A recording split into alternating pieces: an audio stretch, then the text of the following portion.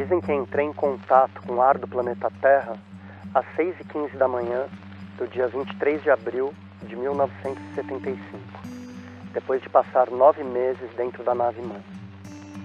Cheguei assim como todo mundo, nu. Nesse mesmo ano, lançaram as primeiras fraldas descartáveis no Brasil, meu território de chegada.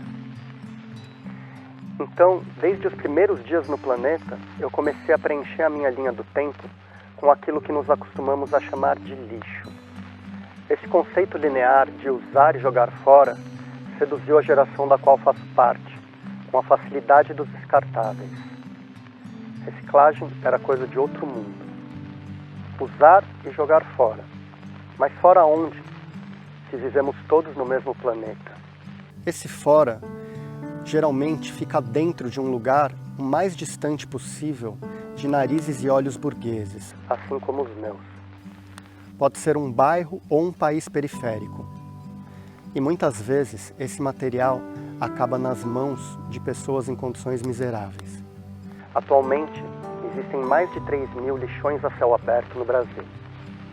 Em 2003, iniciei a investigação Diário Refluxo, em que passei 7 dias coletando os meus descartes.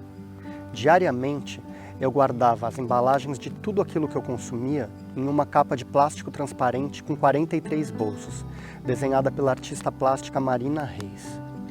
Mais do que ter a noção do que uma pessoa gera de resíduos em uma semana, essa performance pretendia revelar o que normalmente se esconde. Essa ação se repetiu algumas vezes ao longo desses anos, com outras pessoas e em territórios diferentes, como Barcelona, Nápoles, Rio de Janeiro e Belo Horizonte. As capas também foram usadas em escolas, bibliotecas, centros culturais e empresas, como uma ferramenta para a educação ambiental. Em 2019, eu realizei a performance em Belo Horizonte. Dessa vez a capa terminou com 20 fraldas descartáveis, que foram usadas pelo meu filho Martim, que na época tinha 2 anos. Durante a Rio+20, em 2011, eu participei de um ritual guiado pelo líder indígena Benki Achaninka. Eu estava usando essa capa aqui. Eu percebi que o futuro passa pela ancestralidade e pela ação no presente dos povos da floresta. Entendi que a nossa ideia de progresso é atrasada e que os Achaninkas estão a anos-luz de distância do homem branco, viajando no tempo em espirais. Na natureza, tudo é circular.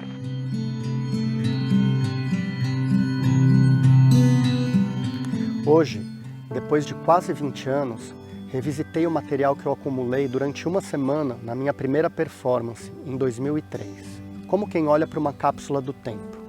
Quando eu entregar meu corpo ao chão, esse rastro vai ficar no planeta por quanto tempo?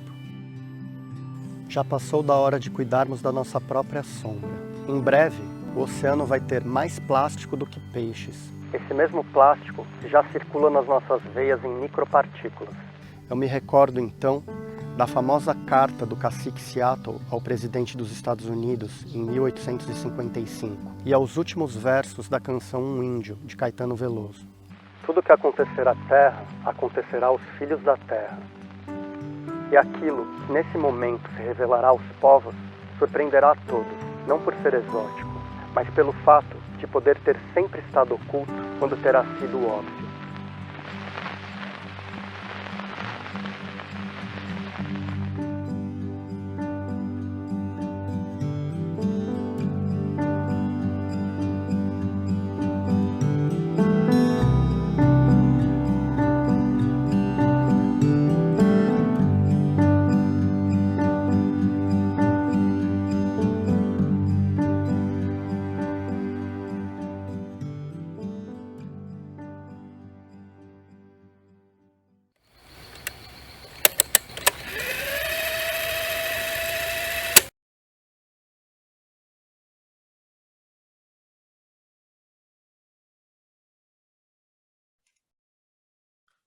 Sejam todas e todos bem-vindos ao último dia da terceira edição do Fórum Internacional de Logística Reversa ESG. Eu sou a Jéssica Domiti, diretora de Relações Institucionais e Jurídico do Reciclo. Esse vídeo que nós acabamos de assistir é uma intervenção do artista Peripani, criada especialmente para o Fórum, e nos traz uma provocação urgente sobre os resíduos urbanos, né? Ele é muito profundo, ele me impacta, já vi algumas poucas vezes, ele me impacta todas elas, e é para reflexão de todos aqui. A problemática das embalagens já é de conhecimento de todo mundo, né? Por isso essa edição aqui do fórum, ela foca em soluções. Bom, no primeiro dia a gente falou sobre a preservação das águas, ontem sobre economia circular e soluções para embalagens, e hoje vamos começar aqui com um talk, né, um bate-papo, que vai apresentar as experiências dos sistemas de logística reversa de embalagens na América Latina, seguido aí do terceiro e último painel do nosso fórum, que vai discutir os desafios e avanços da logística reversa no mundo. Tem alguns recadinhos antes da gente começar. Esse evento ele possui tradução simultânea em inglês e espanhol, e para ativar essa função, é só clicar nos ícones que tem disponível em cima na tela, e escolher em qual idioma você prefere acompanhar esse nosso bate-papo aqui. A gente disponibiliza aqui também para todos os presentes o e-book, que é o Guia de Descarte Correto de Resíduos. É só clicar no ícone da pasta para fazer o download gratuito, tá bom? Então, pessoal, para dar aqui início ao nosso bate-papo, eu quero apresentar primeiro aqui o Rodrigo Sagaceta Munster, do Chile.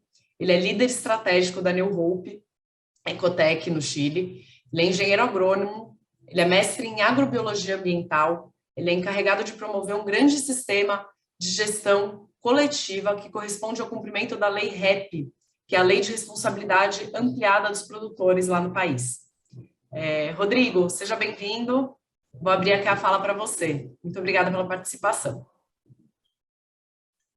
Hola Jessica, hola a todos, muchas gracias por la invitación.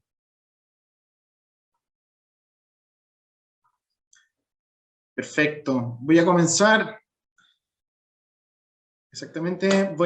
a explicar la experiencia chilena en los programas de logística reversa, que aquí se conoce como Ley REP.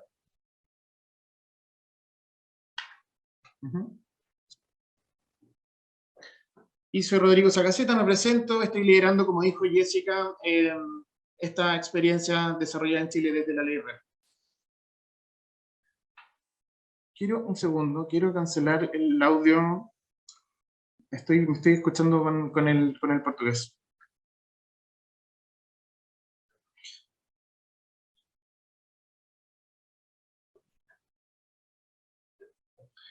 Entonces, bueno, vamos a comenzar explicando el problema, ¿no es cierto? Que es lo más importante para entender desde qué arista estamos iniciando este empuje desde Chile, que solamente se recicla el 4% de los envases y embalajes domiciliarios, y en cada persona genera sobre 1 kilo de desechos diarios, lo que significa la generación de alrededor de 24.000 toneladas de residuos al día.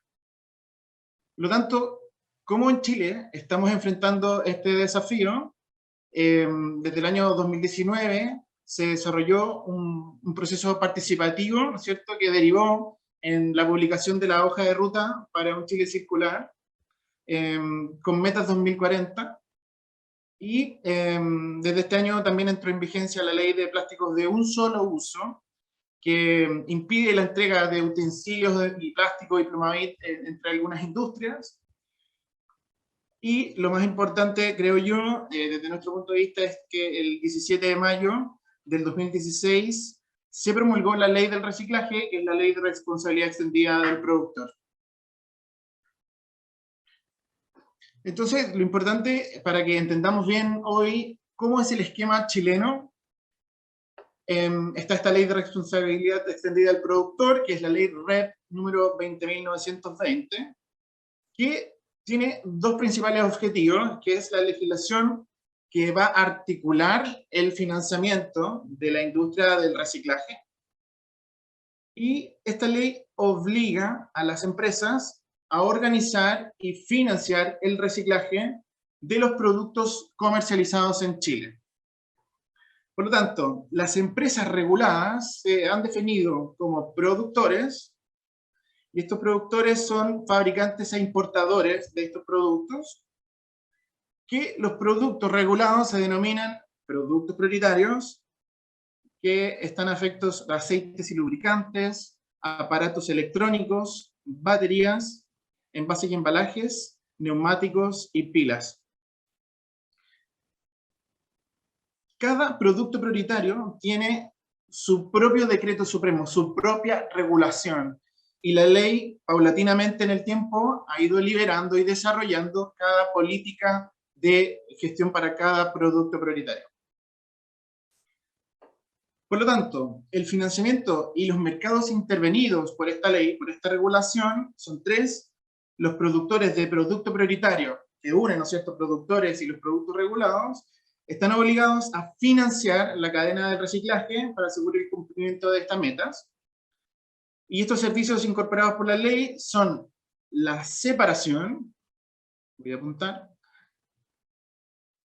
la separación, ¿no es cierto?, la recolección en origen, que son rutas casa a casa, y también IRAs, que son los puntos limpios y puntos verdes muy populares en Chile.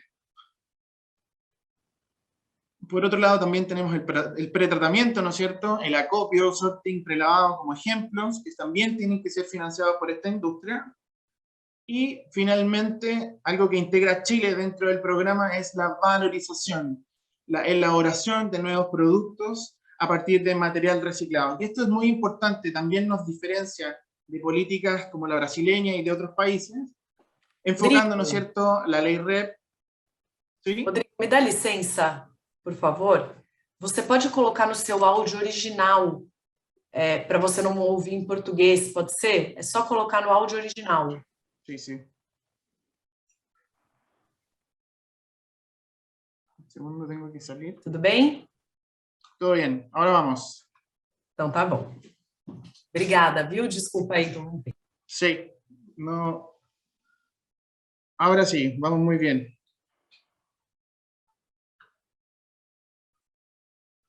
Entonces, como estaba comentando, dentro de los servicios regulados que ya están siendo observados por la institución chilena, tenemos la recolección, el pretratamiento y la valorización, que es un poco la diferenciación que tiene Chile en esta regulación. Entonces, para ejemplificar el espectro de acción que tiene esta regulación chilena, la recolección, ¿no es cierto?, tenemos las rutas, los recorridos casa a casa, que aquí tenemos un ejemplo, y también las infraestructuras donde la gente puede llevar sus productos segregados en origen hacia un punto limpio. Y luego tenemos la clasificación y pretratamiento de los productos regulados: vidrio, cartón para bebida, metales, papel y cartón y plásticos, que son las estaciones de separación. Y finalmente la valorización, ¿no es cierto?, enfocando y asegurando que esta ley es una ley base para el desarrollo de una economía circular en Chile.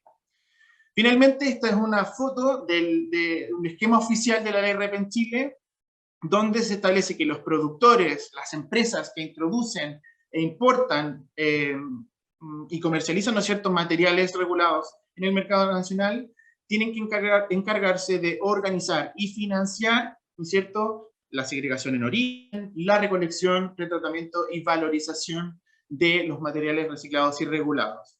¿Ya?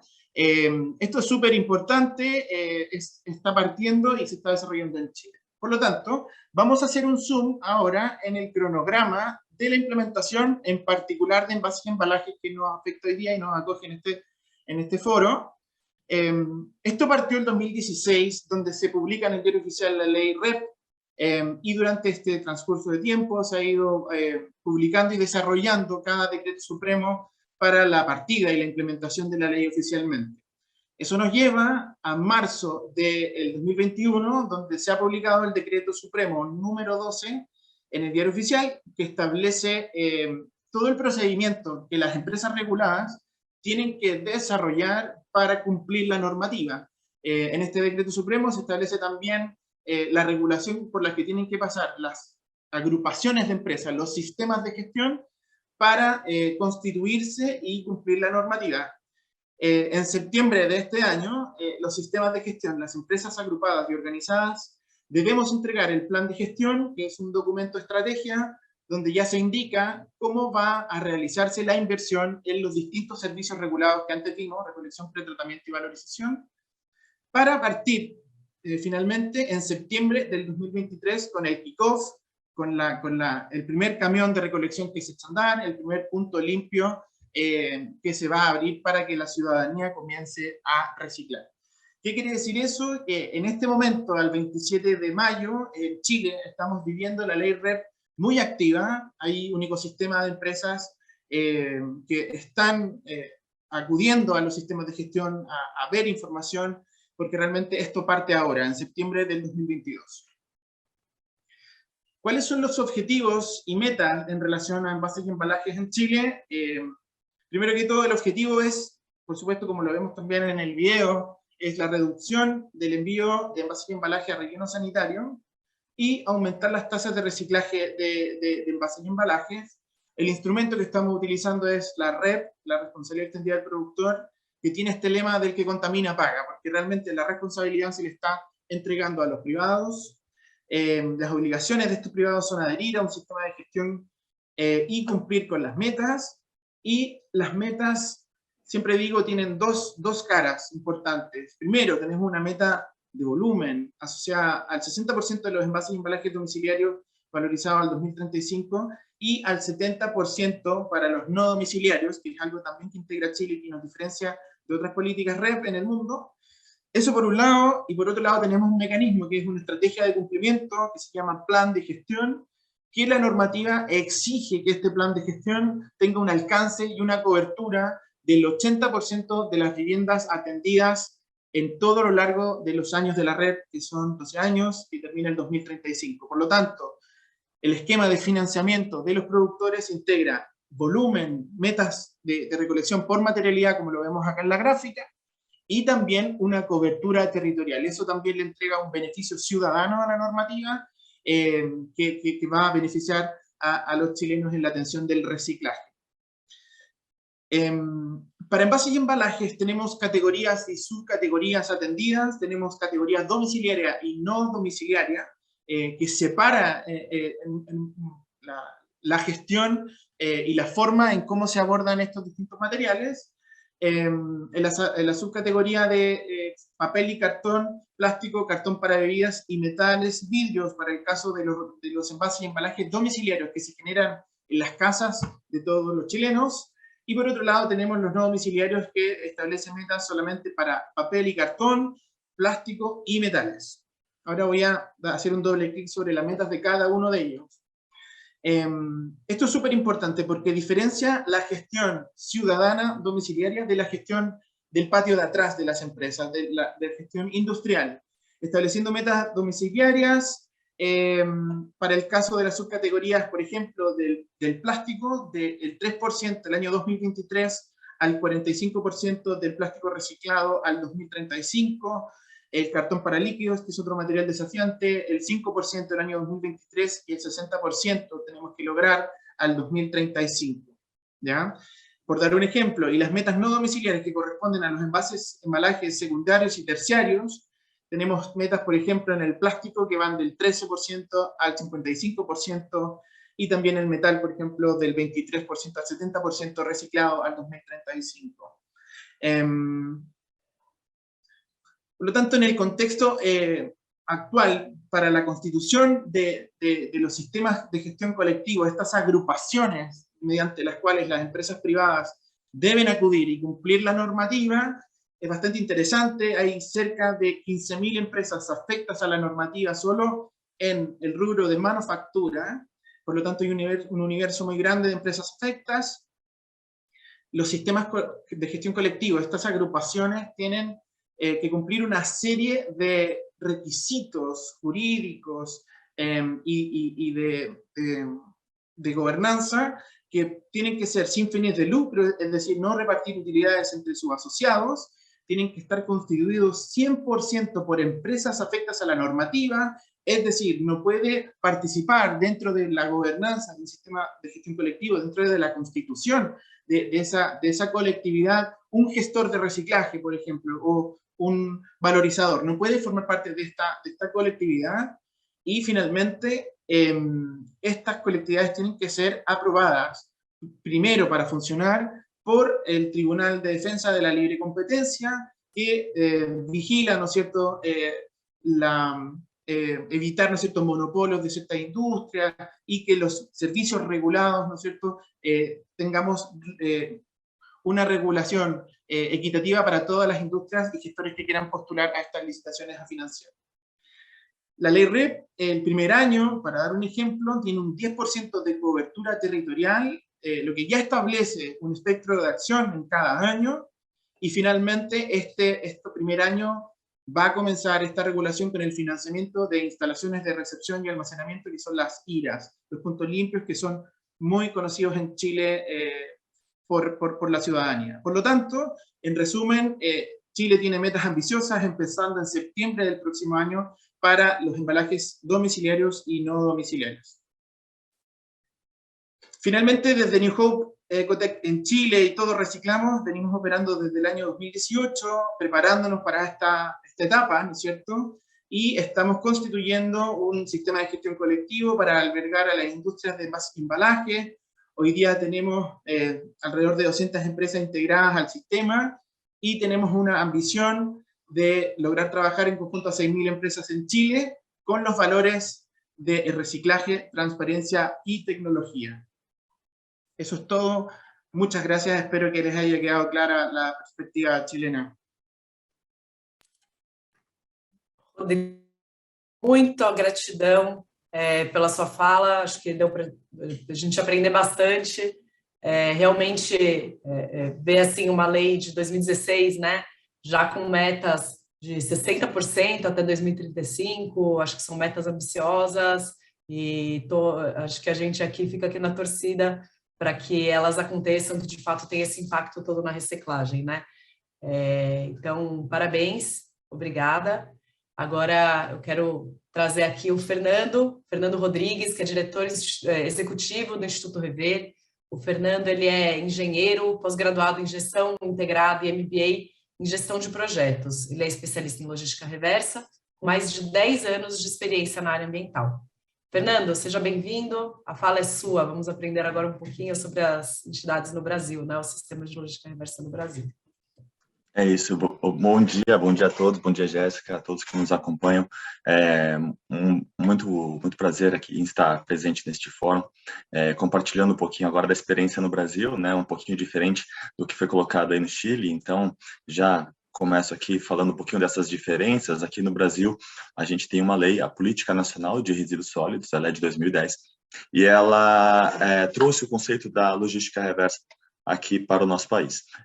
Aqui a responsabilidade é um pouquinho diferente da do Chile, que é estendida ao produtor. Aqui nós temos a figura da questão da responsabilidade compartilhada pelos resíduos sólidos, dividida, então, entre os fabricantes, importadores, distribuidores e comerciantes. Então, são esses 4 atores que são obrigados a fazer logística reversa aqui no nosso país.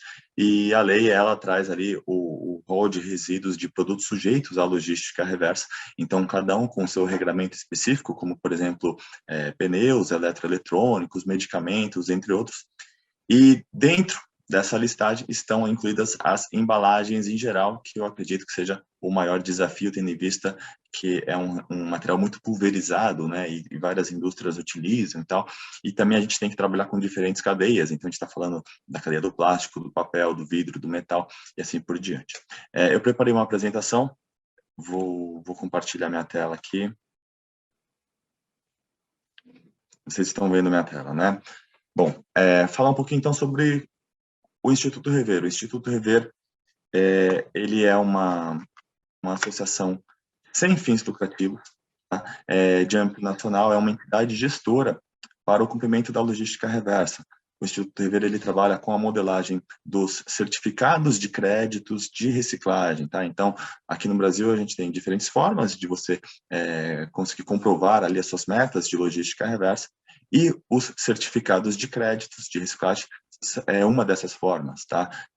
Recentemente, a gente teve aí a publicação de um decreto federal, número 11.044, em que estabelece o regramento para as empresas e para as entidades gestoras, para o mercado, que queira fazer as suas compensações através do modelo de créditos, tá?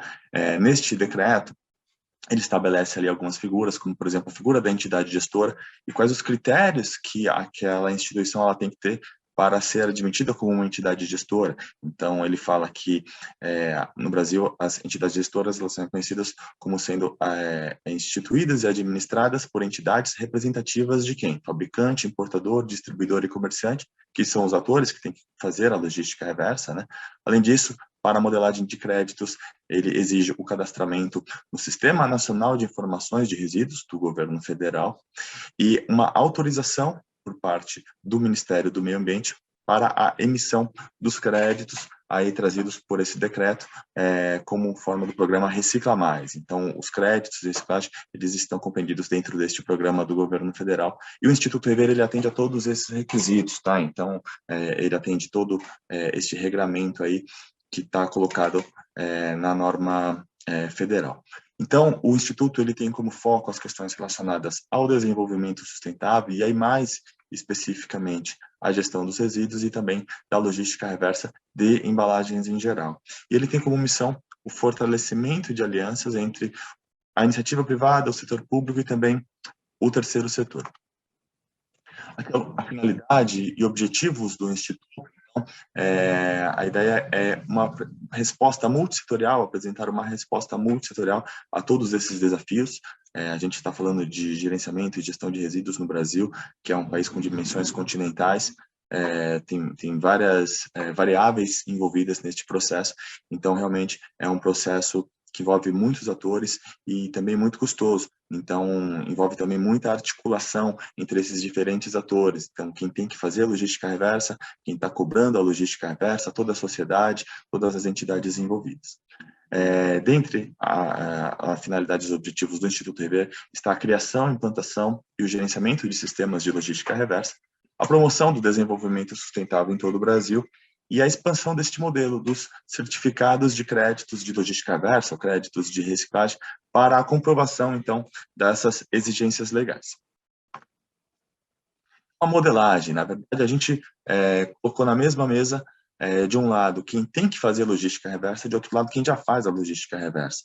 Porque o business da indústria, por exemplo, a indústria de sorvete, é produzir sorvete, não é fazer reciclagem. Então, vamos deixar a reciclagem nas mãos de quem faz e quem faz bem feito. E aí surge a figura dos operadores de resíduos, né? Então, são entidades de cooperativas de catadores, associações, empresas de gerenciamento de resíduos que fazem a coleta, triam esse material, beneficiam e vendem este material, tudo com nota fiscal para os recicladores, tá? Então, é a nota fiscal que vai dar todo o lastro deste sistema, tudo isso, então, utilizando tecnologia, transparência, rastreabilidade, para a gente conseguir diminuir o custo sistêmico.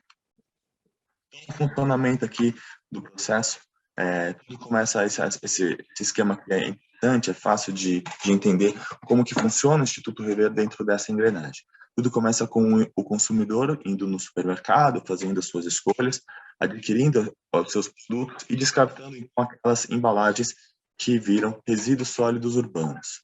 Essas embalagens, elas são coletadas e então elas vão para os operadores que são homologados pelo nosso sistema. Então, dentro desses operadores, associações de catadores, empresas de gerenciamento de resíduos e assim por diante.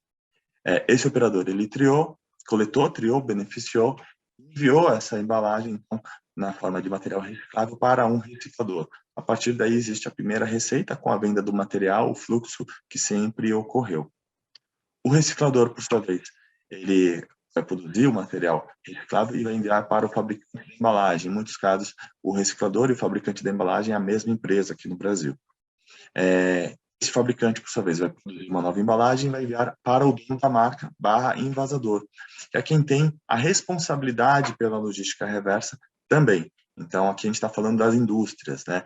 Além das indústrias, como eu comentei, tem os importadores, os distribuidores e também os comerciantes. Acontece que no Brasil, a logística reversa é muitas vezes linkada ao licenciamento ambiental. E, na maioria dos casos, quem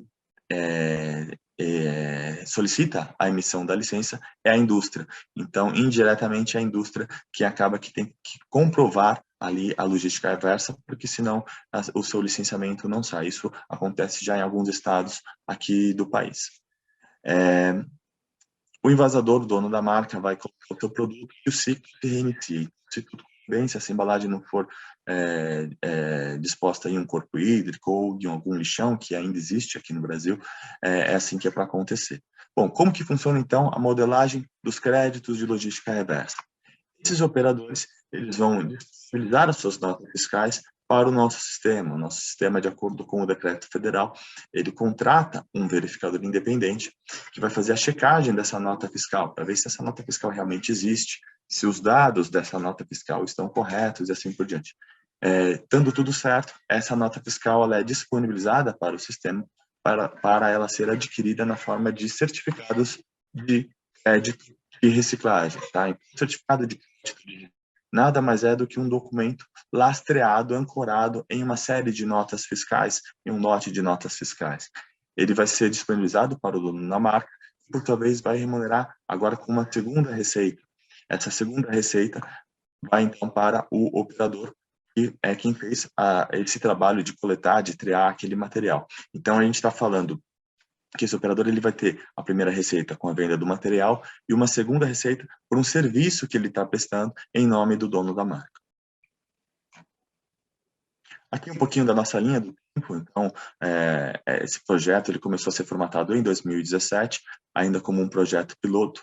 Em 2018, nós assinamos um termo de compromisso de logística reversa, que nada mais é do que um contrato em que o setor empresarial ele firma com o poder público. Então, foi assinado este contrato entre entidades representativas da indústria, de empresas de gerenciamento de resíduos, com o governo do estado de São Paulo. Isso em 2018. Em 2020, a assinatura de um novo termo de compromisso no estado do Amazonas, e em 2021, com a criação do Instituto Rever, então todo esse sistema ele virou ali um CNPJ, então a gente tem uma pessoa jurídica agora cuidando disso, e assinamos então um termo de compromisso nos estados do Rio Grande do Sul e do Mato Grosso.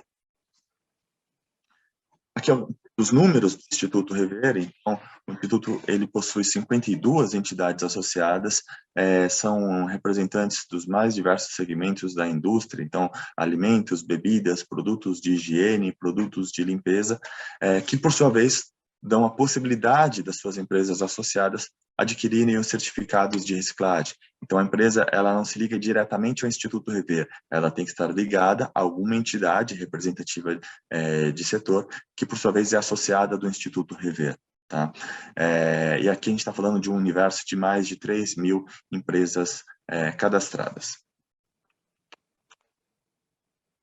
O certificado de crédito de logística reversa, ou crédito de reciclagem, ele é emitido pelo Instituto Rever e individualizado por empresa. Então, aparece o nome da empresa, a razão social e o CNPJ da empresa dentro deste certificado, e ela comprova a sua meta de acordo com o material que ela coloca no mercado. Então, se ela coloca uma embalagem plástica, ela vai adquirir um certificado que está ancorado em notas fiscais do material plástico. O mesmo para papel, papelão, vidro e metal. Dos nossos números, então, apenas no estado de São Paulo, a gente começou a operar no finalzinho de 2018, e aí a gente veio numa crescente. Em 2020 caiu um pouquinho por conta da pandemia, mas em 2021 a gente atingiu quase 100.000 toneladas apenas nesta modalidade concorrência, que é uma modalidade onde reúne uma demanda grande por certificados e faz um evento e tal. Então a gente consegue reunir ali uma grande demanda por certificados e uma grande oferta por notas fiscais. No total, a gente já certificou mais de 290.000 toneladas de massa. Sobre os valores comercializados, então, ao longo desses anos de operação, foram investidos mais de 21 milhões de reais aí na cadeia da reciclagem, remuneração, aquela segunda receita que eu comentei, aos operadores. Existem também outras modalidades e também investimentos em outros estados do país. Então, por exemplo, Amazonas, Mato Grosso do Sul, Paraná, Rio Grande do Sul e também no próprio estado de São Paulo, totalizando um pouco mais de 28.000 toneladas e mais de 3 milhões de reais investidos na cadeia da reciclagem. É isso, esses são os números. Eu agradeço a participação, Jéssica, e fico à disposição aí para o debate. Muito obrigado.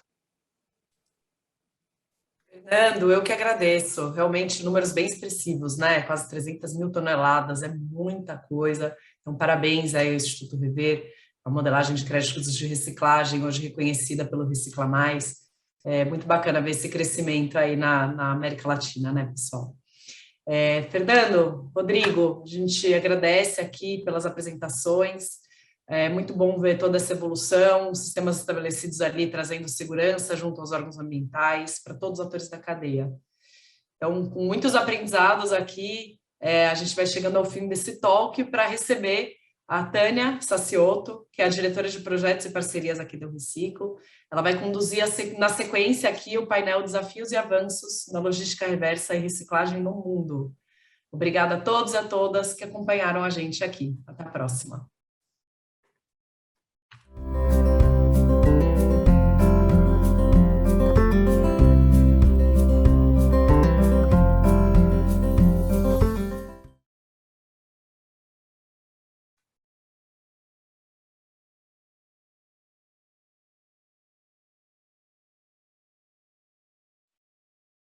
Obrigada, Jéssica. Obrigada a todos que estão com a gente hoje, são mais de 500 pessoas. Bom dia, buenos dias, good afternoon. Para quem está entrando agora, esse evento tem tradução simultânea em inglês e espanhol, então é só clicar nos ícones que estão em cima da tela e escolher o idioma de preferência. Também a gente tem disponível um e-book que chama Guia do Descarte Correto de Resíduos. Do lado direito, no canto superior direito da tela, tem um ícone de uma pastinha disponível para download. E também marquem a gente, o nosso Instagram, @seloreciclo, nas suas publicações de rede social. Hoje a gente tem, para o nosso painel de encerramento, 3 convidados ilustres. O nosso painel chama Desafios e Avanços da Logística Reversa e da Reciclagem no Mundo. Nossos panelistas vão fazer uma apresentação breve, cada um, e depois a gente vai ter tempo para trocas e também para as perguntas que vocês colocarem no chat. Então, por favor, vão fazendo suas perguntas que o time técnico vai passar para a gente. Então, obrigada, Madalena, Diego, Tiago. Para começar, eu vou passar a palavra, né, para a apresentação da Madalena Balcells. Ela é engenheira civil industrial, diplomada em administração e gestão pela Universidade de Harvard. Ela atuou como diretora executiva do Comitê Chileno do Conselho Mundial de Energia e atualmente ela é gerente geral da ASIPLA, que é a Associação das Indústrias de Plásticos no Chile.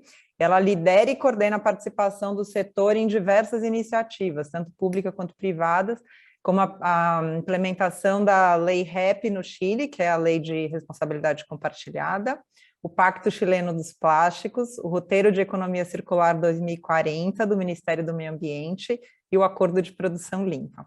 Bem-vinda, Madalena, obrigada por estar com a gente. Muchas gracias, Tania.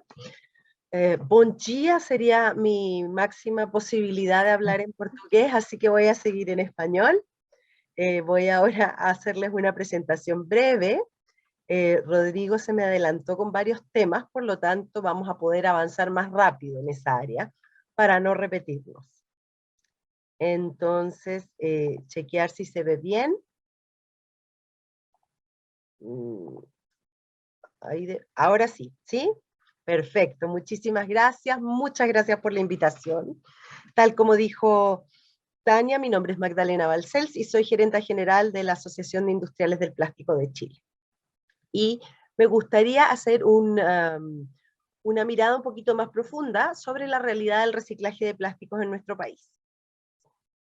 Entonces, primero mirando como un big picture de lo que es la industria del plástico en Chile, agrupa cerca de 430 empresas entre materia prima, transformadores, recicladores, gestores de residuos, proveedores de maquinaria, empresas de logística y otros servicios. Genera más de 27.000 empleos directos, representa casi un 1% del PIB nacional, y en 2020 el consumo aparente de plástico en Chile, que es la forma en que nosotros estimamos que el plástico se consume en nuestro país al año, fueron casi 1 millón de toneladas, con una variación un poquito a la baja respecto del año 2019, no olvidemos que 2020 fue un año de pandemia. ¿A qué se destina el plástico en Chile? Bueno, se destina en un 48% a envases y embalajes, en un 21% a la construcción, después tenemos retail, agricultura, pesca y minería, que cada uno tiene un 8%, y tenemos otros usos que constituyen el 7%. Ahora vamos a mirar un poquito las cifras de reciclaje de plástico en Chile. Como muchos de ustedes saben, no es fácil obtener cifras de esto. Pese a que tenemos la IREP y un montón de iniciativas, la data siempre es menos de la que quisiéramos y menos precisa de lo que quisiéramos. Por lo tanto, nosotros como ACIPLA hemos hecho un esfuerzo importante para poder tener una buena radiografía de lo que está pasando en el reciclaje de plásticos.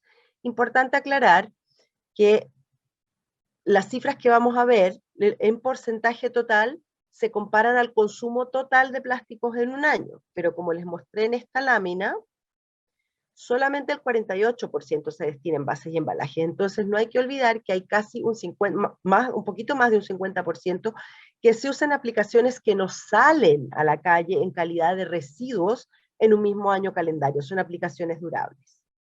Entonces, volviendo al reciclaje de plásticos en Chile. El primer estudio lo realizamos en el año 2018, obteniendo un total anual de 83.679 toneladas, es decir, casi 84.000, y este año nuestro gran triunfo fue alcanzar casi 93.000 toneladas, estos son datos 2020, pese a la pandemia. O sea, nosotros creemos que el ritmo de reciclaje de la cantidad de plástico reciclado habría aumentado aún más de no haber sido por los extensos periodos de confinamiento en los que estuvimos. Después tenemos que del total de plástico reciclado, y esto es muy importante, ¿cuál es el origen de ese plástico? ¿De dónde viene? Bueno, por razones obvias, mientras estuvimos en Chile, dado que la ley REP, de la que habló muy en detalle Rodrigo, todavía no entra en vigencia para envases y embalajes, ¿qué quiere decir esto? Que recién el 16 de septiembre del año 2023 pasa a ser ley. Entonces, lo que ha ocurrido en reciclaje de plásticos desde el inicio hasta ahora tiene que ver básicamente con emprendimientos y oportunidades de negocio, y eso se ve principalmente en el área de los residuos industriales. Y entonces tenemos que para el año 2018 el 83% del material reciclado, es decir, de las 84.000 toneladas, eran de origen no domiciliario, y en el año 2020 la cifra aumentó en un 3%, disminuyó, sin embargo, respecto del total, disminuyó, sin embargo, el porcentaje recolectado a nivel domiciliario. Otra información importante o que nos gusta compartir respecto de la valorización de residuos plásticos es que de las 970.000 toneladas de plástico que se consumieron en Chile en el año 2020, se reciclaron casi 93.000, lo que equivale a un 9,6% del consumo.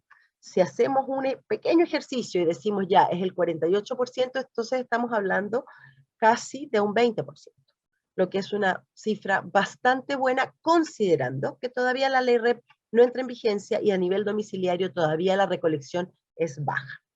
¿Ya? El total de plástico reciclado aumentó cerca de un 11% entre el 2018 y el 2020. Y si bien la tasa de reciclaje durante la pandemia creció, a nivel domiciliario no se observó el crecimiento que esperábamos de no haber habido pandemia. ¿Ya? Después, ¿a dónde van a parar los plásticos reciclados o los plásticos que se reciclan en Chile? Bueno, al analizar el destino del material reciclado según sector, casi un 50% se destina a manufactura y un 20% a agricultura y pesca. Entonces, dependiendo de la aplicación, el 59% se destinó a otras aplicaciones distintas a envases, como mobiliario, piezas para construcción, entre otros. Un 26% a envases secundarios y terciarios, como sunchos, maxisacos, stretch film, film contraíble, y un 15% se destinó a envases primarios como clamshells. Ustedes saben que Chile es un gran exportador de fruta y casi todo el PET que se recicla hoy en día en Chile se destina a clamshells para la exportación de berries principalmente. Entonces, ¿cómo estamos? Ustedes saben que Chile es un país muy angostito y muy extenso, muy largo, y posee distintas realidades geográficas en cada lugar. Y desde ese punto de vista, tenemos que hay una fuerte concentración del reciclaje en la zona centro, entendiendo por zona centro la quinta región, la región metropolitana, la sexta y la séptima. En la zona sur ha habido más desarrollo, pero sigue siendo bastante menor en comparación con la zona central, y en la zona norte, a diferencia del 2018, donde no vimos ninguna empresa de reciclaje en el norte, hoy en día aparecen algunas, pero sigue habiendo una tremenda brecha que tenemos que cerrar para la puesta en marcha de la ley REP, porque no tiene sentido trasladar, o sea, desde el punto de vista ambiental, trasladar los residuos por lugares tan extensos no tiene demasiado sentido. Entonces, eso respecto a cómo está distribuida el reciclaje en Chile, la capacidad de reciclaje. ¿Qué se está haciendo en Chile en materia legislativa para avanzar hacia una economía circular? Bueno, como bien nos explicó Rodrigo, tenemos una ley REP con 6 productos prioritarios donde el que contamina paga, y esta ley busca avanzar hacia una economía cada vez más circular a través de disminuir la generación de residuos, lograr la participación ciudadana y volver a incorporar los residuos, o sea, circularizar en la cadena productiva y fomentar el emprendimiento y la generación de empleos verdes. ¿Qué dice el decreto de envases y embalajes? Bueno, se promulgó en marzo de 2021 y establece la obligación de entrega separada en origen, que vi una pregunta por ahí en el chat. En Chile la ley REP se hace cargo de los distintos materiales. ¿Quiénes son los regulados? Nos explicó Rodrigo muy en detalle quiénes son. Yo voy a hacer este pequeño gráfico que creo que ilustra muy bien. A nivel domiciliario se recuperan estos distintos materiales, que son cartón y papeles, plásticos, todos juntos, metal, cartón para líquidos y vidrio, y en lo que se refiere a no domiciliario tenemos cartón y papel, plástico y metal. El cartón para líquidos y el vidrio, en caso de que aparezcan en el ámbito industrial para efectos de metas, son asimilados a los residuos domiciliarios, ¿ya? Después, ¿qué tenemos? El decreto de envase y embalaje considera productor a quien vende un producto envasado en el país, a quien vende un producto importado previamente envasado, pero el comercializador es el que asume la responsabilidad en el país, vende un producto envasado bajo marca propia y adquirido a un tercero, es decir, la maquila. Y esta categoría que es especialmente importante, porque muchas veces se nos olvida que funciona principalmente a nivel industrial. Si yo para mi proceso productivo importo un material que viene envasado, y ese material nunca sale de mi planta porque yo lo ocupo como insumo para mi proceso productivo, yo soy el responsable de ese envase frente al gobierno de Chile. Es decir, también soy regulado de acuerdo a la ley REP. Y eso se llama uso profesional.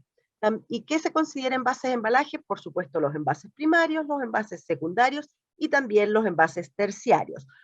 En la madera no quedó como un material de producto prioritario. Dado eso, se trata de un material, o sea, los palets de madera no están considerados. Los palets de plástico sí entrarían en la regulación. Después tenemos que la primera ley que tuvimos respecto de plástico fue la prohibición de la entrega de bolsas plásticas para el transporte de mercadería. No así, y esto sí es muy importante, las bolsas primarias, es decir, si yo voy al supermercado y quiero dar 5 tomates, esa bolsa sí está permitida, se considera primaria y su uso tiene que ver con la protección del producto y esa sí está permitida, ¿ya? Entonces eso es lo que ocurre con ley de bolsas plásticas, lo que nos ha significado un aumento importante en bolsas de papel y bueno, uno tendría que discutir si en el balance eso es o no una mejor política ambiental. Después tenemos la ley que regula plásticos de un solo uso, que tiene que ver, también Rodrigo la mencionó, y tiene que ver con la regulación de materiales que se entregan en los lugares de expendio de comida preparada. Esto significa, cuando esté completamente en vigencia, en los lugares de consumo de comida, cuando se consume en el lugar o aledaños, patios de comida, etcétera, no se podrá usar ningún tipo de material descartable, es decir, todos los materiales que se entreguen tienen que ser reutilizables, van a tener que tener estaciones de lavado y ese tipo de cosas. Por otro lado, cuando se trata de el to go, el delivery, el comida al paso, se pueden entregar todo tipo de empaques, salvo plásticos tradicionales, no solamente lo que conocemos como styrofoam o el poliestireno expandido, sino que ningún plástico tradicional. Se podrán entregar plásticos certificados compostables, y estamos trabajando en el reglamento para esos plásticos certificados compostables.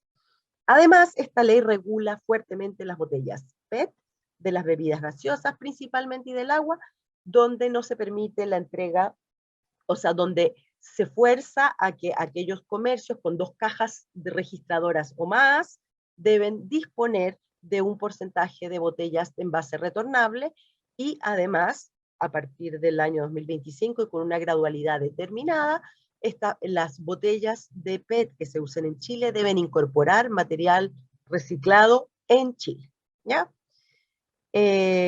¿Cómo la industria se ha ido anticipando? Estoy a punto de terminar el tiempo, pero me quedan poquitas láminas. ¿Cómo la industria se ha ido anticipando a todas estas regulaciones? Bueno, va a haber un aumento considerable de materia prima una vez que la ley REP esté en vigencia y ya haya pasado toda su gradualidad, y para eso es necesario generar nuevos mercados para materia prima secundaria, y para eso desde ACIPLA impulsamos un acuerdo de producción limpia que promueve la utilización de materia prima reciclada en usos de gran volumen distinto a envases y embalajes primarios.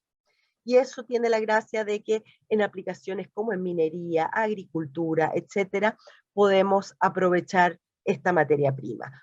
¿Qué es lo que propone como metas específicas este acuerdo de producción limpia?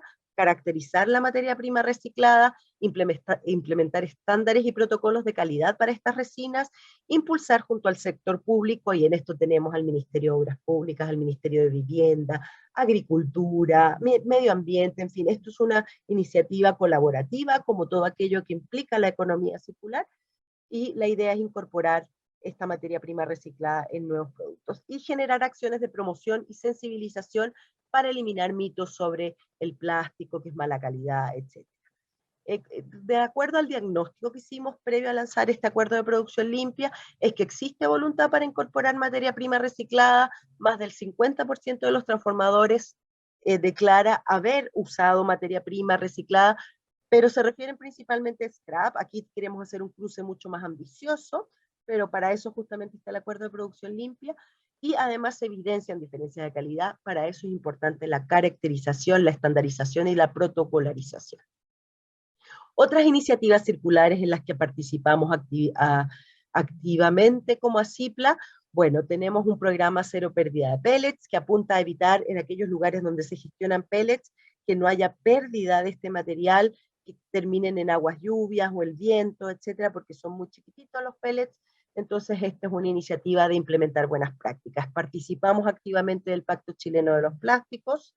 También tenemos una mesa técnica de poliestireno junto a un FONDEF, que es un fondo y un laboratorio chileno muy importante en estos temas, para poder hacer circulares los vasitos de yogur.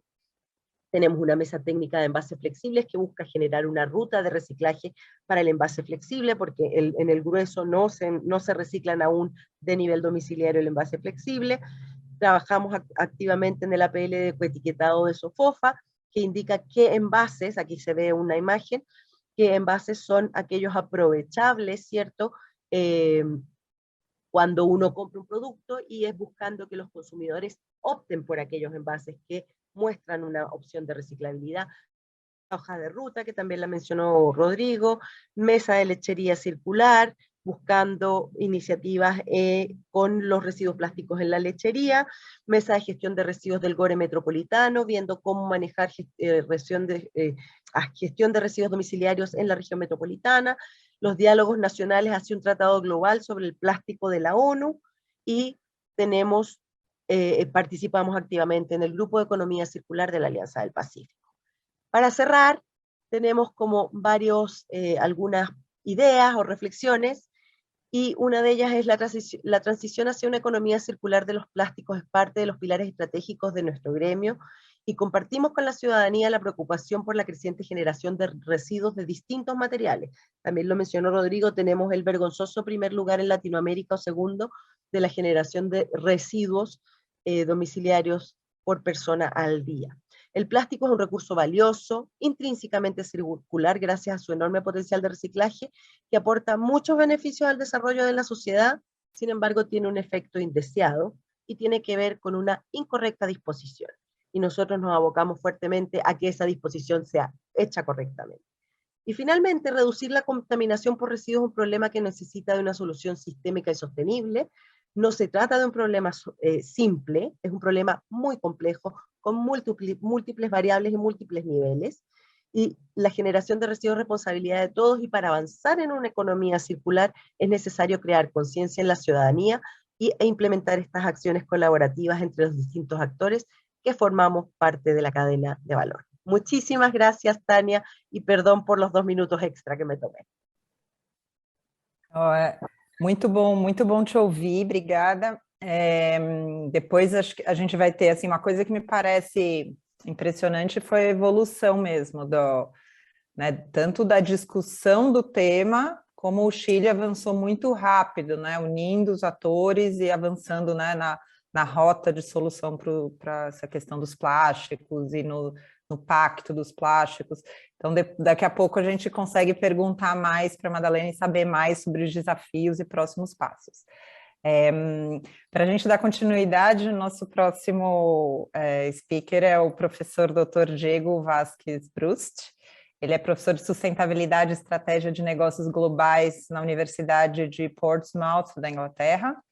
Ele tem MBA e PhD em gestão pela Royal Holloway, engenheiro civil e ambiental, com 20 anos de experiência prática sobre os desafios e oportunidades da colaboração multissetorial, trabalhando na Argentina em muitos projetos, tanto de consultoria como de infraestrutura.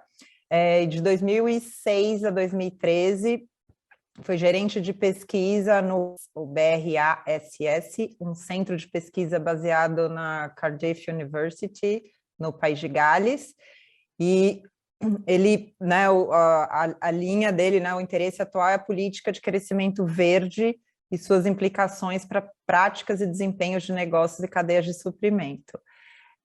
Diego, é um prazer estar com você novamente. O seu trabalho, né, sobre economia circular inclusiva, assim, admiro muito, é bom te ouvir. Então, abro aqui para a sua apresentação. Bem-vindo, obrigada por aceitar nosso convite. Muchas gracias, Tânia, por la invitación. Voy a compartir la pantalla.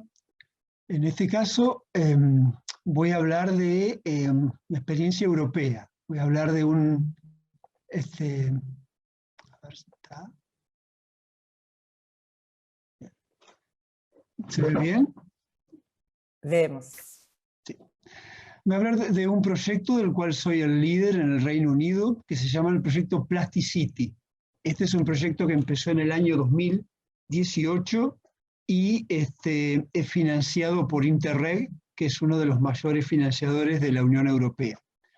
Las características distintivas de este proyecto es que involucra a las municipalidades, o sea, trata de se focaliza en el cambio social para tratar de cambiar las conductas y patrones con respecto al desecho y al uso de plástico específicamente, y la unidad de intervención es el municipio, es la municipalidad, y ahí en esta foto ven, por ejemplo, esa es la intendenta de The Hague, la capital de Netherlands, que está conduciendo una de las bicicletas eléctricas que se utiliza para hacer recolección de plásticos de pequeñas empresas en los lugares de la ciudad vieja, en las cuales no se puede acceder, digamos, con camiones u otros instrumentos de colección.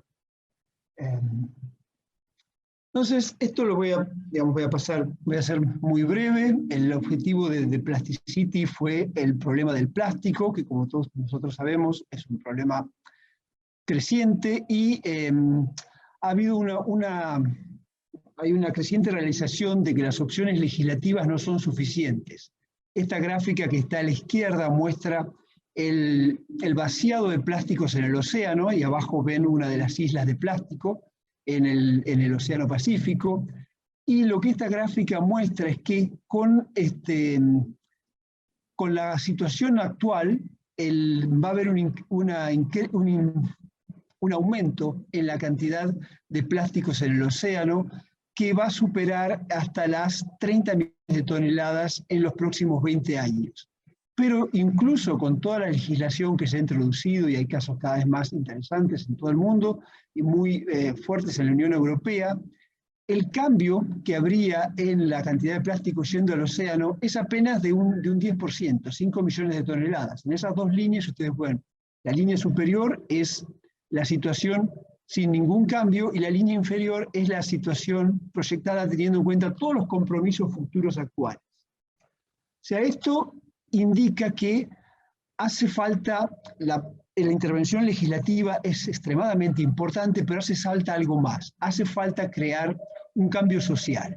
Entonces el objetivo de este proyecto, un objetivo quizás ambicioso, fue crear una estrategia y crear formas de intervención para llegar a ese cambio social. El proyecto está en 4 ciudades de la Unión Europea: Southend en el Reino Unido, Ghent en Bélgica, The Hague en The Netherlands y la zona de Douai en Francia.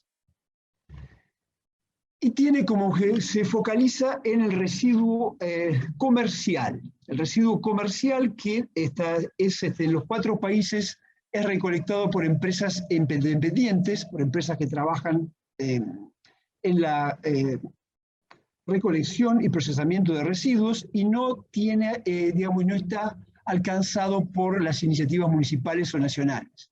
Una de las cosas que nosotros vimos, por ejemplo, es que no se tiene conocimiento de cuánto genera, en Europa parece una cosa extraña, pero no se tiene conocimiento de cuál es la generación por diversos tipos de plásticos, cuáles son los volúmenes que se generan anualmente. Porque como la colección se hace a través de estas empresas privadas, y las empresas privadas tienen legislación protegiendo la privacidad de los datos, no comparten esos datos. Entonces no se sabe cuánto plástico se junta, cuánto plástico se recicla o cuánto plástico se envía, en definitiva, a otros destinos por parte de esas empresas recicladoras. Entonces, el objetivo del proyecto es tratar de hacer un poco más transparente este proceso, aumentar las tasas de reciclaje en el 50% en cada una de estas ciudades. En promedio estamos hablando de un 30%, 35% de reciclaje de plástico.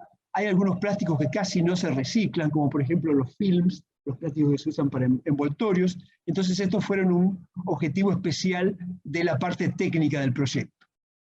Y el objetivo es también crear estrategias para los distintos actores que están en la cadena de valor del plástico, con esta idea de que el plástico es un recurso, y en definitiva se busca crear una infraestructura a través de la logística para recuperar plásticos de la ciudad. El objetivo final, que ya está en implementación, el proyecto termina el año que viene, es la creación de hubs locales, o sea, áreas donde se lleva el plástico, sobre todo de los pequeños comercios, y se trabaja con diseñadores locales para crear nuevos productos, los cuales son luego distribuidos o promovidos a través de las entidades locales. Entonces voy a ir,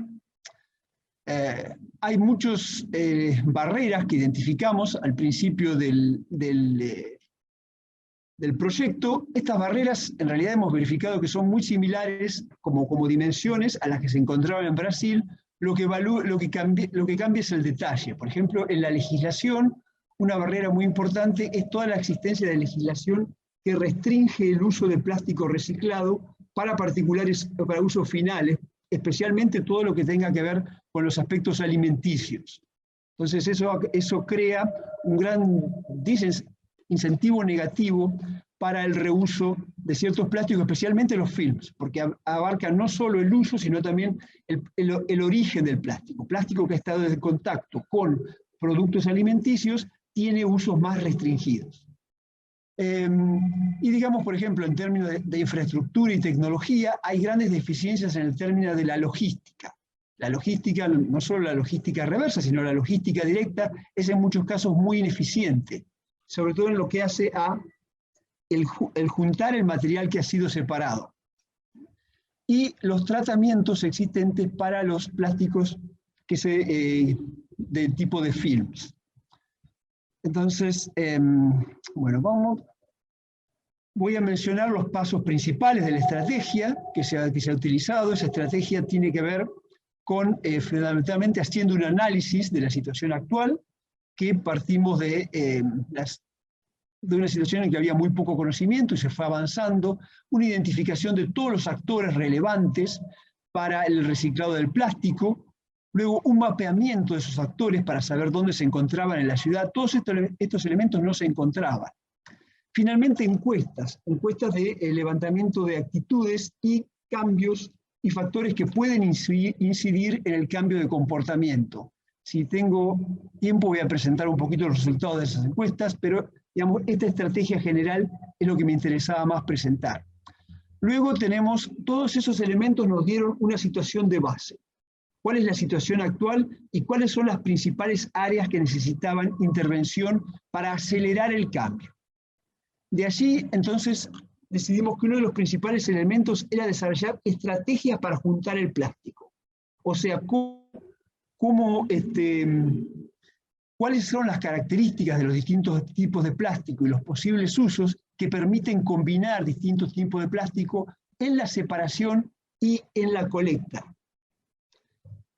Y luego de eso se desarrollaron varios test, había un laboratorio móvil que iba a los distintos lugares de colección de plástico para analizar las propiedades y cómo se afectaban las propiedades con los distintos tipos de mezcla de plástico.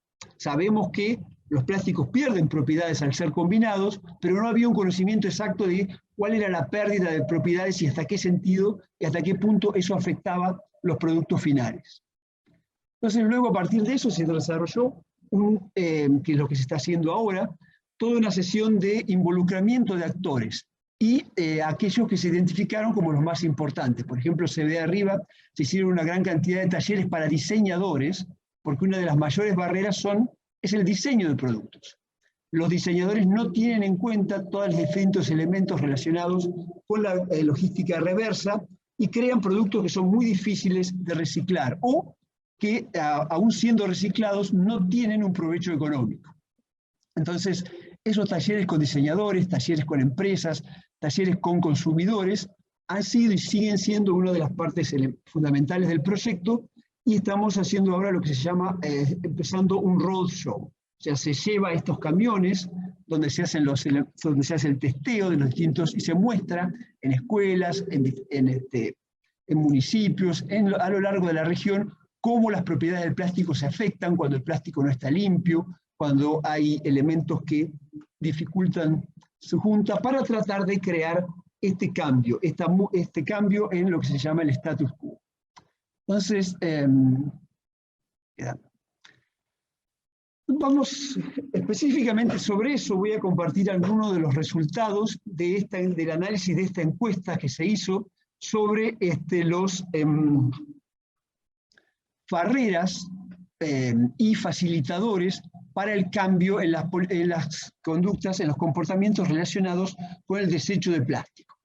Entonces aquí en estas fotos pueden ver algunos de los mayores elementos que son barreras para el reciclado, ¿no? Por ejemplo, el diseño de productos como las pastas dentífricas prácticamente no se recicla. ¿Por qué no se recicla? Porque en el diseño se incorporan capas metálicas que hacen que luego la separación sea extremadamente difícil. Y además el diseño en sí hace muy difícil que se pueda exprimir la totalidad de la pasta dentífrica. Siempre queda un residuo que hace muy difícil luego el limpiado, hay que cortarlo. Entonces todo eso, hay algunos avances, por ejemplo, Colgate ha diseñado esta pasta dentífrica que se llama Smile, que no contiene elementos metálicos, es más fácilmente reciclable y tiene un diseño que permite usar hasta el último la pasta dentífrica.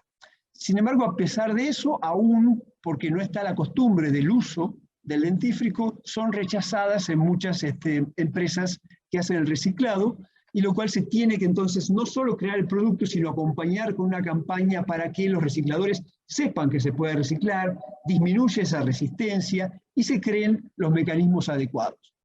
Otros elementos, bueno, ya se ha terminado el tiempo, pero digamos, lo que quería decir aquí fundamentalmente, una de las cosas que identificamos en la encuesta es que hay mucha conciencia de la necesidad de reciclar plásticos, pero esa conciencia no se traslada en comportamientos, particularmente en comportamientos en lo que hacen al reuso interno o a la venta de productos, porque las opciones que se encuentran no son convenientes. Un factor que explicó un montón de la diferencia entre aquellos que reciclan y los que no, es la conveniencia de llegar hasta los puntos de reciclado, la conveniencia de que se le ofrezcan opciones, la conveniencia de que esté claro cuáles son los posibles compradores. Entonces, por eso uno de los objetivos fundamentales es cómo hacer el proceso más simple, cómo disminuir el esfuerzo que el que produce, que el que genera la basura, el que genera el liso, tiene que hacer para cambiar. Bueno, y aquí, dejo aquí, y en cualquier caso hay algunos elementos que si surgen preguntas los voy a presentar. Bueno, muchas gracias. Obrigada, professor Diego. Com certeza teremos perguntas em breve. Acho que esse conhecimento prático, né, do modelo, isso que você falou da diferença entre o ideal da economia circular e a prática, acho que é muito importante e vale a gente conversar mais daqui a pouquinho. Depois, né, a gente tem uma última apresentação do Thiago e depois a gente parte para as conversas. Então, por favor, coloquem suas perguntas no chat que a nossa equipe já está separando as perguntas e me encaminhando. Eu gostaria agora de apresentar o Thiago. Thiago Carvalho Pinto é cofundador e CEO da New Hope Ecotech, Eu Reciclo. Ele é empreendedor com bastante experiência no setor de impacto, tanto de mobilidade como serviços ambientais. Tem vivência com transformação de negócios e mercados, desenvolvimento corporativo, M&A, modelagem de negócios. Tem mestrado pela École Centrale na França e MBA pela Northwestern University, a Kellogg School of Management. E ele também vai falar um pouquinho para a gente, depois a gente junta os nossos 3 panelistas. Thiago, obrigada. Obrigado, Tânia. Você está me escutando? Sim? Todo mundo? Tá. Então, primeiramente, gostaria de agradecer a todos pelo evento, né, e ser um anfitrião é uma tamanha honra ali. Então, é na hora de agradecer o Rodrigo por liderar a sustentabilidade no Chile, o Fernando por ser o nosso parceiro institucional, liderando o Instituto Rever aqui no Brasil, Madalena e Diego por exatamente liderarem aí toda a pesquisa científica e também a representatividade com relação ao plástico, Tânia, Jéssica e toda a equipe que está por trás aqui. Obviamente isso aqui não seria possível sem vocês e sem a mediação super simpática.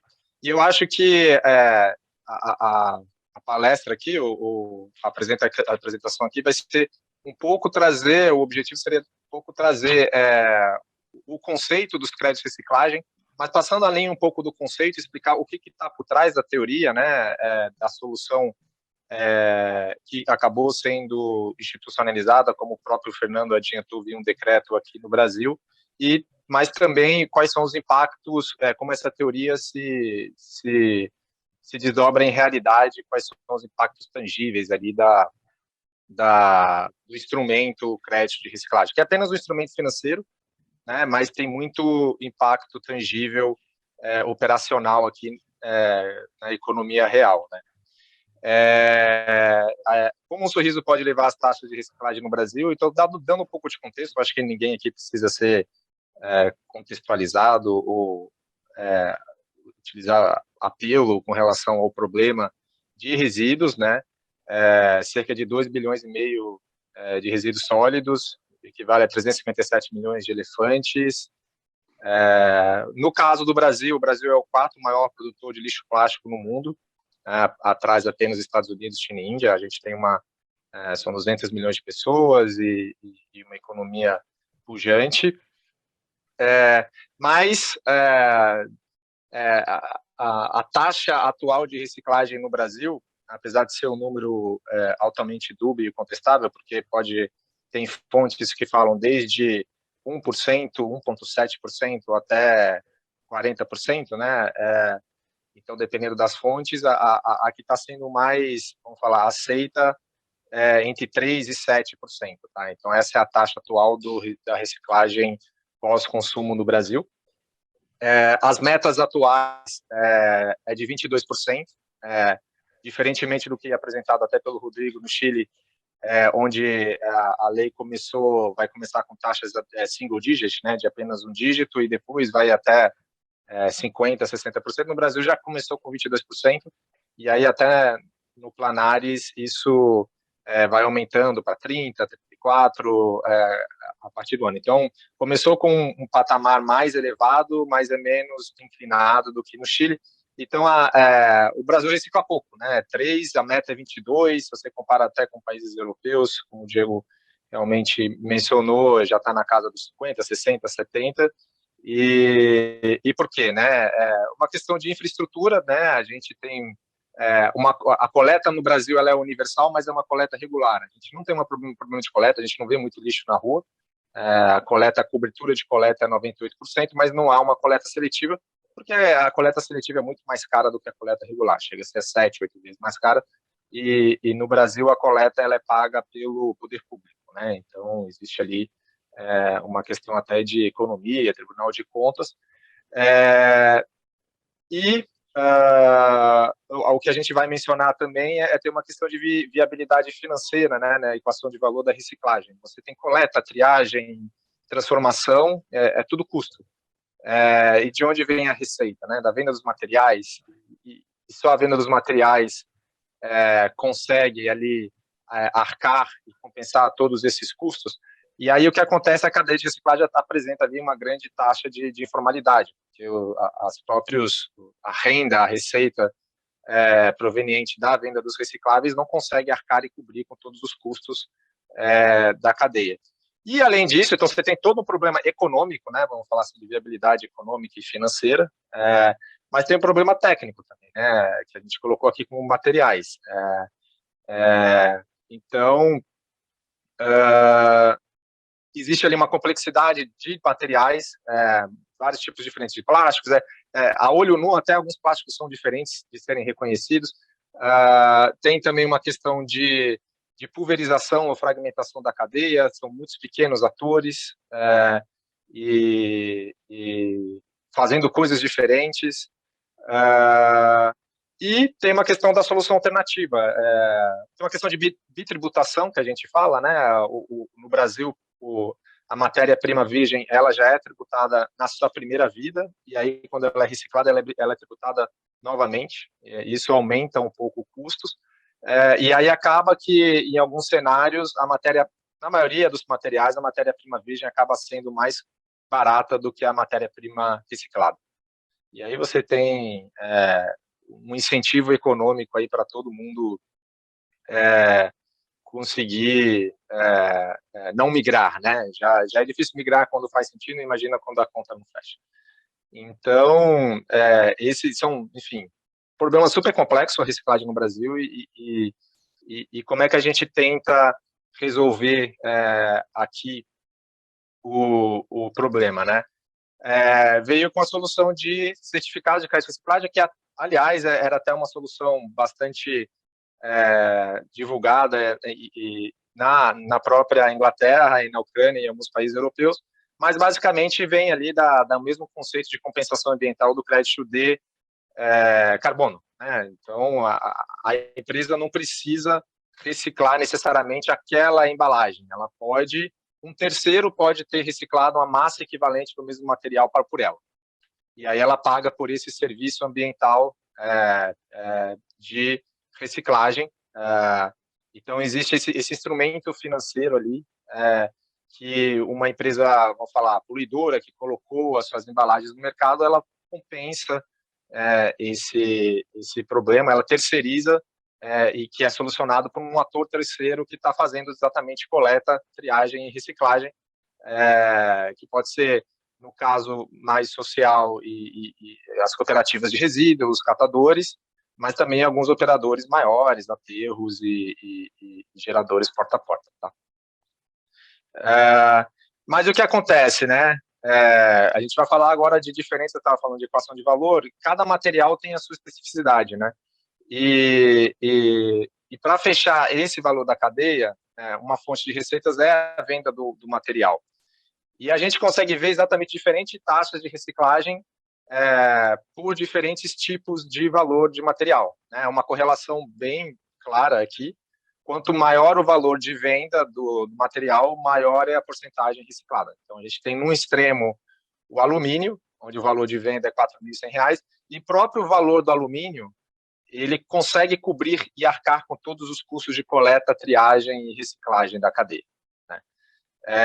E aí, no outro extremo, você tem ali o vidro, né?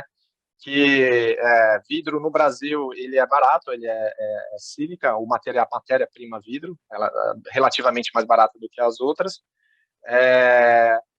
e aí a gente vê exatamente uma porcentagem de reciclável menor. Basicamente, o vidro não consegue pagar uma logística maior do que 100 quilômetros ou 200 quilômetros. Então, você só consegue ter ali uma coleta e uma reciclagem de vidro dentro de um raio de 200 quilômetros de um reciclador final de vidro. Além disso, ele não consegue viajar. A gente consegue ver exatamente isso no nosso dia a dia aqui no Brasil, que é uma anedota que a gente conta, né? Que você, enfim, se alguém está bebendo cerveja na praia, em latinha de alumínio ou em garrafa long neck de vidro. A latinha de alumínio ela é super interessante, super cobiçada, muito mesmo antes de terminar de beber a latinha de cerveja, já tem algum catador ou alguém interessado na latinha. Do outro lado, quando você está bebendo sua long neck, você, usuário final, que tem que arcar com o custo de coleta e transporte até o lixo ali, o bin mais próximo. Então, porque ninguém tem um interesse econômico, um catador não tem um interesse econômico com relação àquele material, ele é mais pesado e tem menos valor, né? E o que aconteceu? Então, a gente tem que atingir essa meta de 22%, inclusive para o vidro, né? E aí a gente teve que vir com toda uma abordagem de cálculo matemático, de como viabilizar e ativar de forma consistente a cadeia de reciclagem no vidro, entendendo a estrutura atual e criando todos os hubs de coleta, triagem e reciclagem perto de um reciclador. Recicladores de vidro são super empresas que têm um mega investimento, como se fosse Autofornos, então são poucas no Brasil. E qual que seria o custo ali dessa logística reversa e qual que seria, então, o subsídio necessário para fomentar e incentivar a coleta de reciclagem do vidro, além do eixo sul e sudeste, tá? Então, a gente olhou exatamente com esse aspecto, com esse ângulo mais econômico.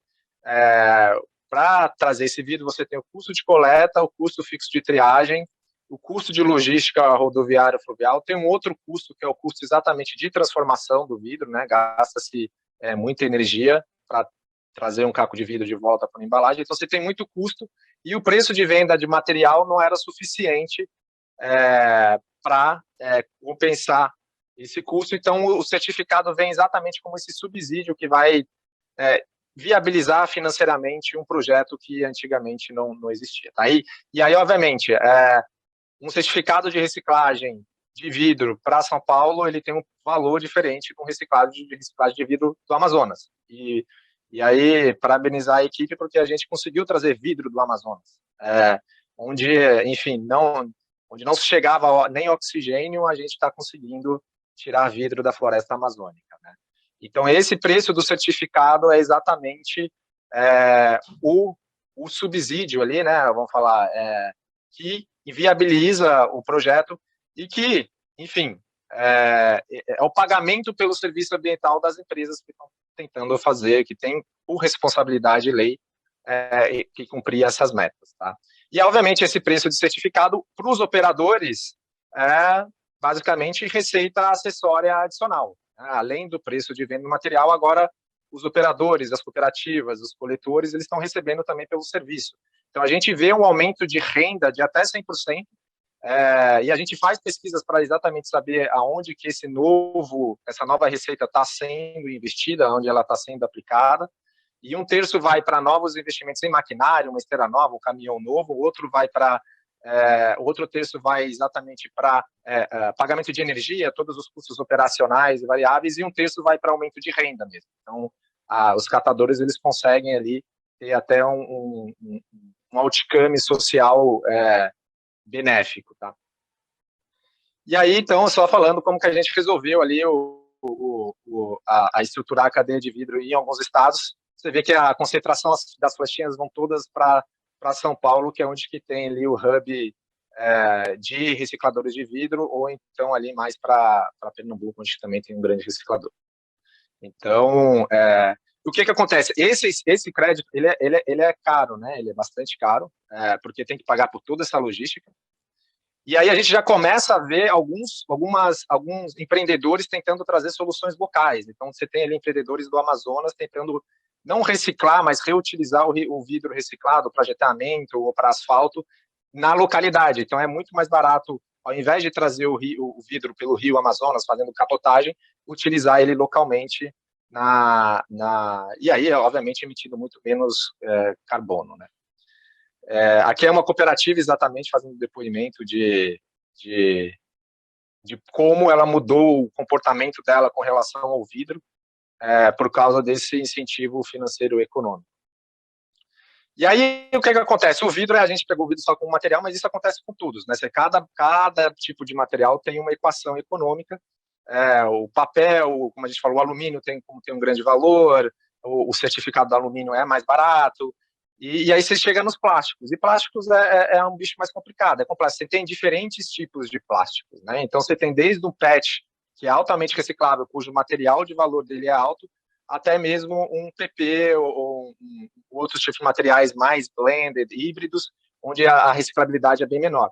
E aí é um outro caso aqui, até, enfim, reconhecer a Quali, que é uma marca de margarina brasileira, que ela fez por tipo de material. Então, ela fez por PP. E o que evita ali até um subsídio cruzado entre diferentes tipos de materiais, né? Quem paga hoje é o grande grupo plástico. E mesmo que não esteja legalmente por tipo de material, a Quali resolveu ali fazer uma compensação de 100% das suas embalagens de PP, tá? Do tipo do plástico específico que coloca. Então, também muda um pouco o incentivo, né? Agora o PP é visto pelos operadores como um item muito mais valioso. E aí, só falando ali, eu fiz do Cali compensação ambiental a 7 Cristos Redentores, só de potes de margarina, tá? E aí, só mencionando, eu trouxe 2 casos, mas no sistema como todo, um pouco o nosso impacto, né? Então, foram mais de 23 milhões de reais, 400 mil toneladas, 6 mil empresas. Quem usa esse conceito junto ali com o Instituto Rever e aí o Reciclo pode usar um selinho nas embalagens para comunicar com o consumidor final, e o consumidor final pode usar o poder de compra como uma opção política ali, de que marca ele vai comprar. E aqui são algumas marcas que apoiam a sustentabilidade, cumprem a lei e apoiam também ali a reciclagem inclusiva. Eu acho que é isso, até por uma questão de mérito e ao tempo, só, enfim, tentar tangibilizar um pouco o que essa solução que é uma solução financeira e até etérea de créditos de reciclagem consegue mudar ali uma indústria e uma cadeia como um todo. Obrigado aí pelo tempo enfim, e pela participação.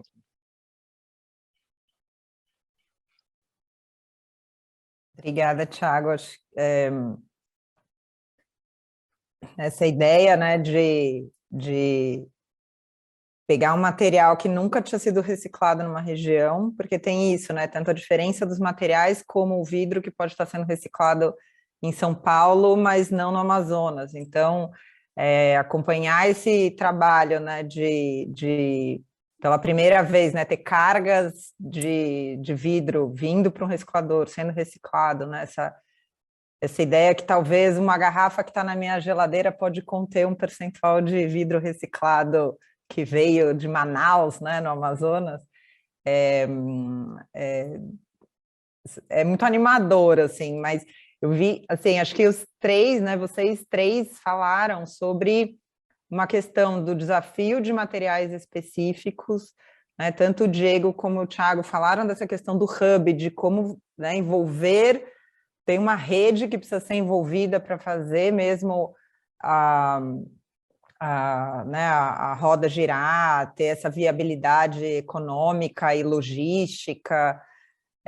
Tem questões que claramente a gente vê que não dá para trabalhar individualmente. A gente, Diego, quando você falou da questão né, da pasta de dentes, da embalagem, que mesmo tendo empresas que já resolveram, né, e conseguiram o material, a gente vê isso também no Brasil, imagino que no Chile também, que até não se mudarem todas as pastas de dente para uma embalagem que possa ser reciclada, né, a hora que está acontecendo a separação dos materiais, é impossível para quem está separando falar: ah, essa é da marca que não tem metal, eu vou separar aqui, essa é da que tem metal, vai para o rejeito e para o aterro. Então, assim, eu acho que tem desafios que são muito coletivos. Então, essa discussão de, puxa, se alguém descobriu, né, não, pode patentear isso e não deixar os outros usarem? Né, não estou falando que é o caso da pasta de dente, mas que acontece, né? Uma empresa descobre uma tecnologia que facilita uma reciclagem e patenteia. Se descobre que dá para ter essa embalagem que pode ser reciclada, como que a gente consegue acompanhar também com uma lei, que então todas as outras deveriam usar esse material e deixar o que é impossível de reciclar, né? Então, acho que são discussões muito importantes.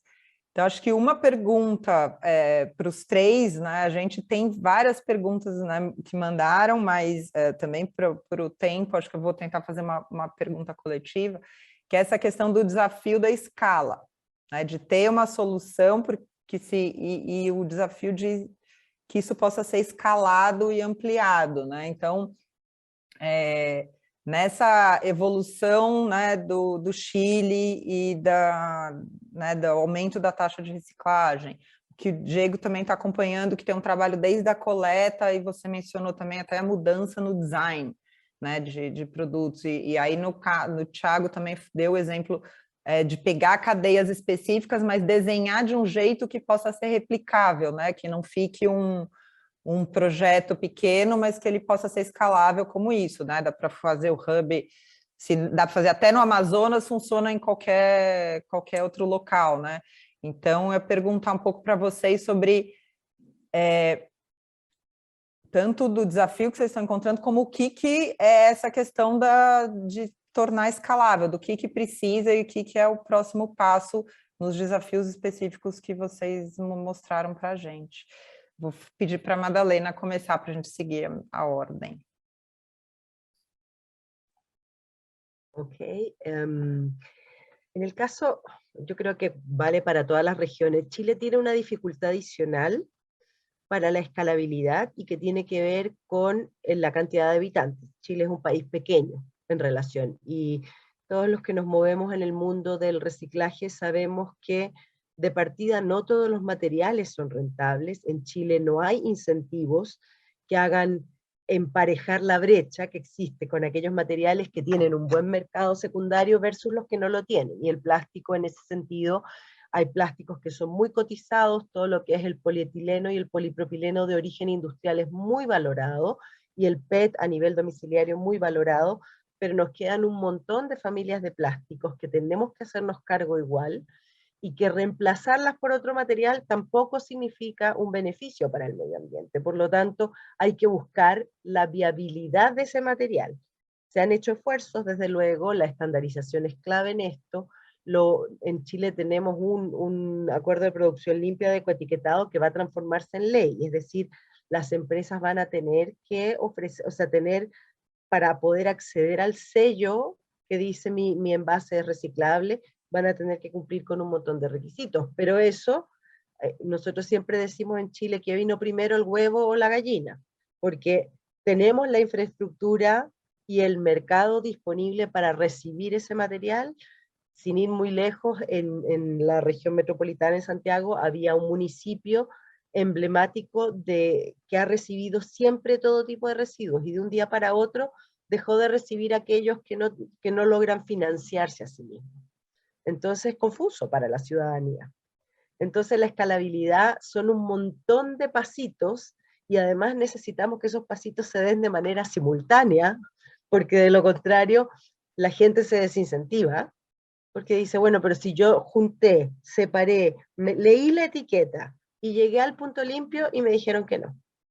Entonces yo creo que en un país como el nuestro, además de la participación ciudadana, la informada participación ciudadana, necesitamos sí o sí estandarizar a nivel país, o por último a nivel ciudad, que en todas partes se reciba lo mismo, porque si no es imposible aprender eso. Muchas gracias. Gracias. Essa parte de conscientização é também uma coisa importante, e acho que depois a gente tem perguntas sobre isso. Diego, se puder falar um pouquinho também para a gente da sua experiência com essa questão de escala, do hub, do que é próximo passo.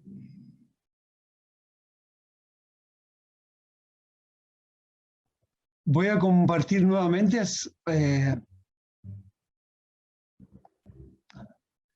¿me están escuchando? Sí, voy a compartir nuevamente aquí para mostrar un poco justamente la encuesta fue hecha para ver ese aspecto.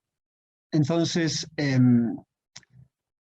acá como decíamos hay diferentes actores y se hizo una encuesta para ver los comportamientos de cada uno de estos diferentes 10 tipos de actores involucrados, y con un objetivo de ver cuáles son los que tenían más impacto en el escalamiento. La que nos dio el mayor impacto en la replicación fue justamente lo que llamamos nosotros los dueños de la basura, digamos, los generadores de las basuras, que se usa la palabra owners para indicar que tienen un recurso.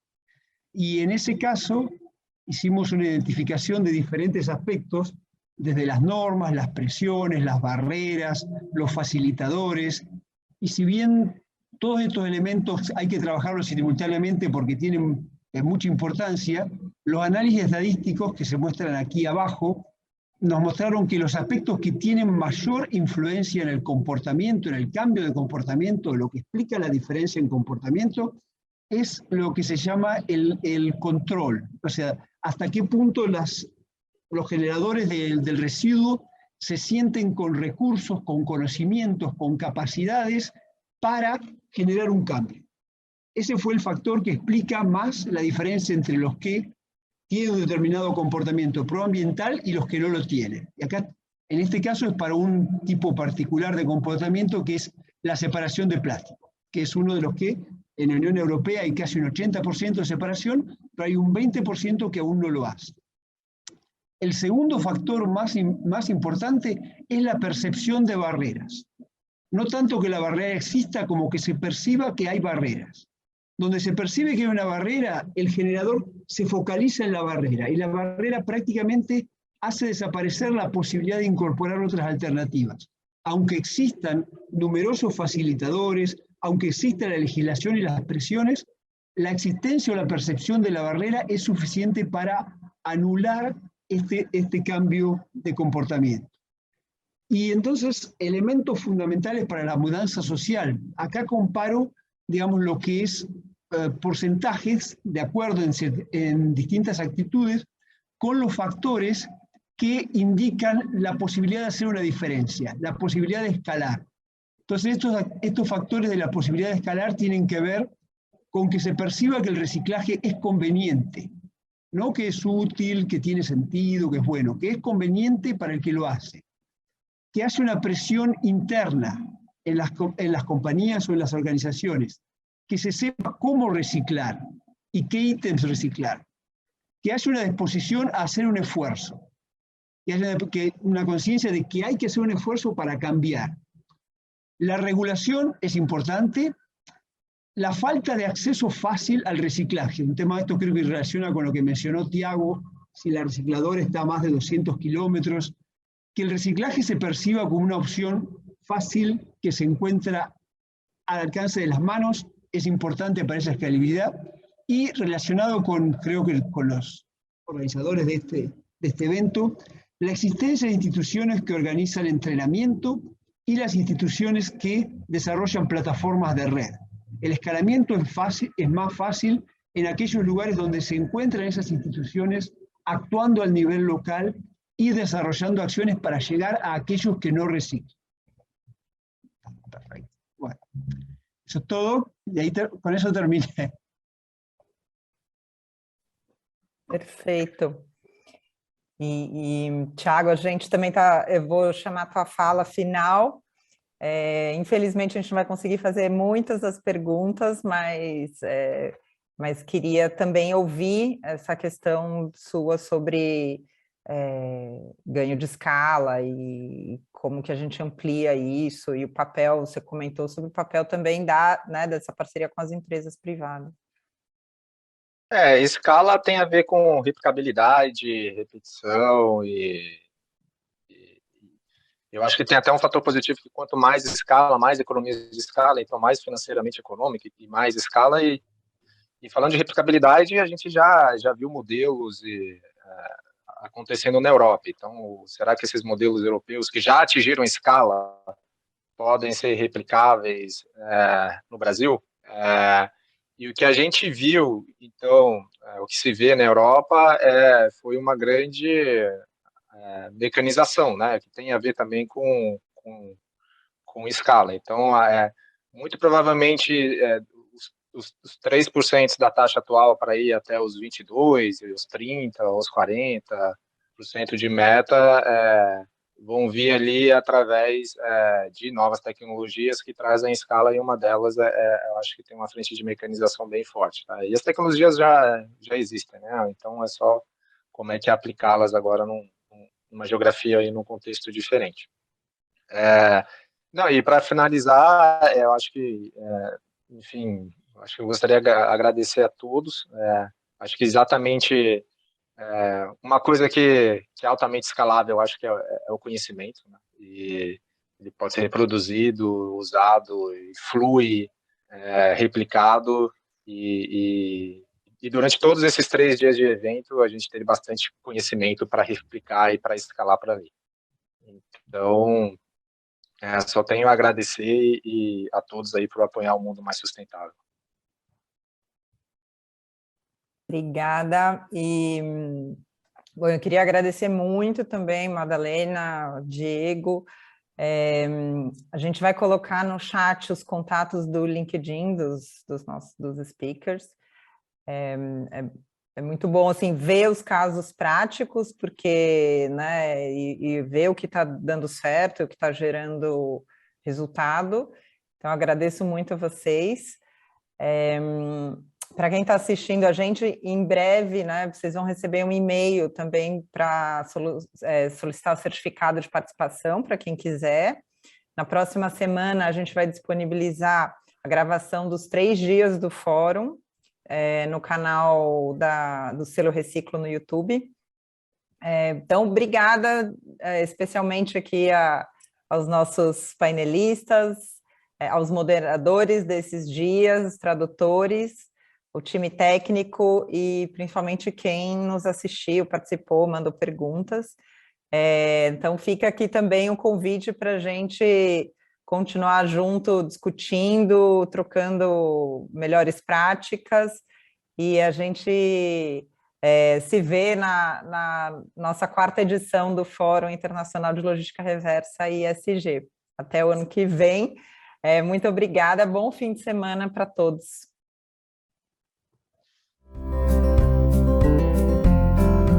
Obrigada.